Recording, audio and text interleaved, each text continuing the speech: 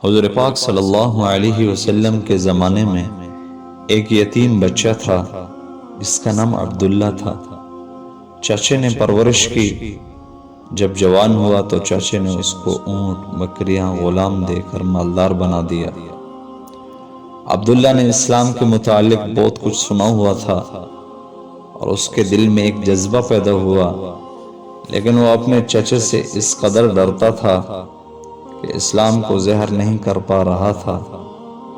جب اللہ کے نبی صلی اللہ علیہ وسلم نے مکہ کو فتح کیا تو عبداللہ نے چچا سے کہا کہ پیارے چچا جان، مجھے برسوں سے انتظار ہے کہ اب کب اسلام لائیں گے، کب آپ مسلمان ہوں گے، لیکن آپ کا حال وہی پہلے جیسا ہے، بتوں کی عبادت کرتے ہیں۔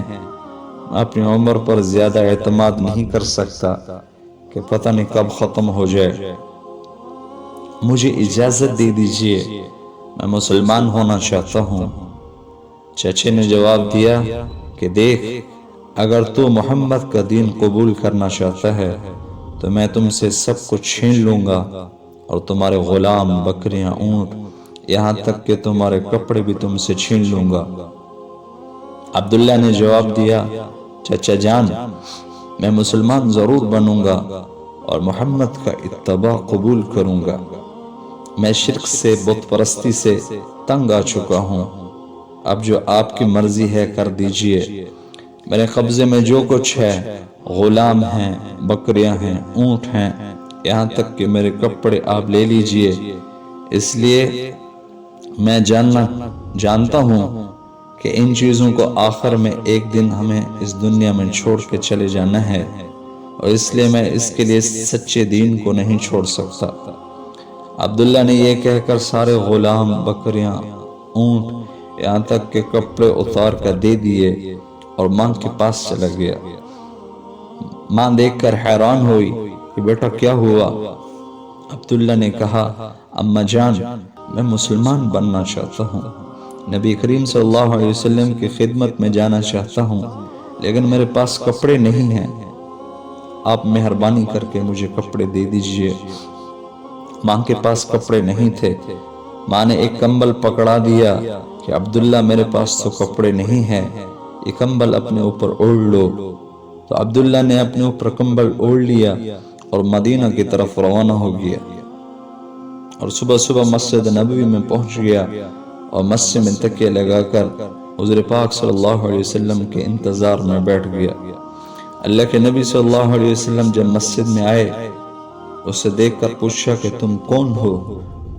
اس نے کہا کہ میرا نام عبداللہ ہے، مسافر ہوں، بہت مشکلوں سے یہاں تک پہنچا ہوں۔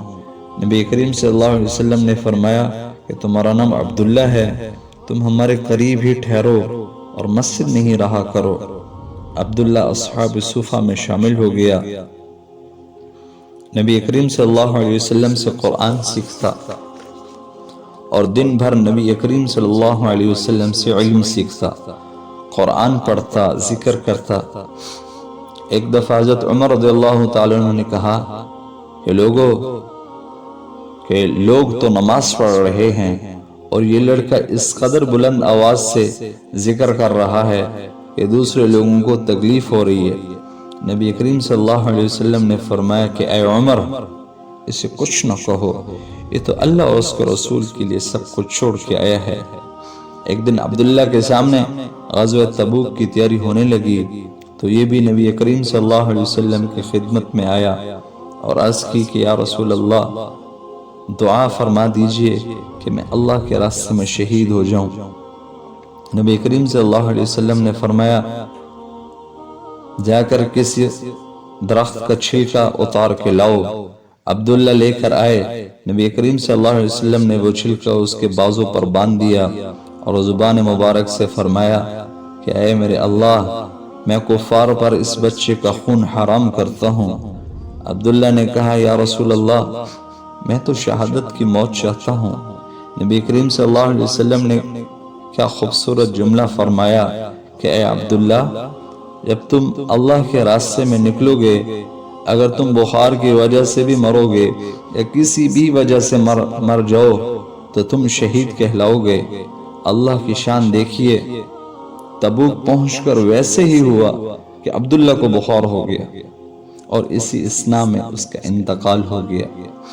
ایک صحابی فرمانے لگے کہ میں عبداللہ کے دفن ہونے کی کیفیت بتاتا ہوں کہ حضرت بلال رضی اللہ تعالیٰ عنہ کے ہاتھوں میں چراغ تھا اور حضرت ابوبکر اور عمر ان کی لاش کو قبر میں رکھ رہے تھے۔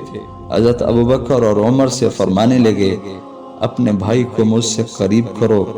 نبی کریم صلی اللہ علیہ وسلم نے قبر میں اینٹیں بھی اپنے ہاتھوں سے رکھی اور فرمایا اے اللہ، میں عبداللہ سے راضی ہوں، تو بھی اس سے راضی ہو جا۔ حضرت عبداللہ بن مسعود رضی اللہ تعالیٰ عنہ فرماتے ہیں کہ کاش اس قبر میں دفن ہوتا۔ حضور پاک صلی اللہ علیہ وسلم میرے بارے میں یہ ارشاد فرماتے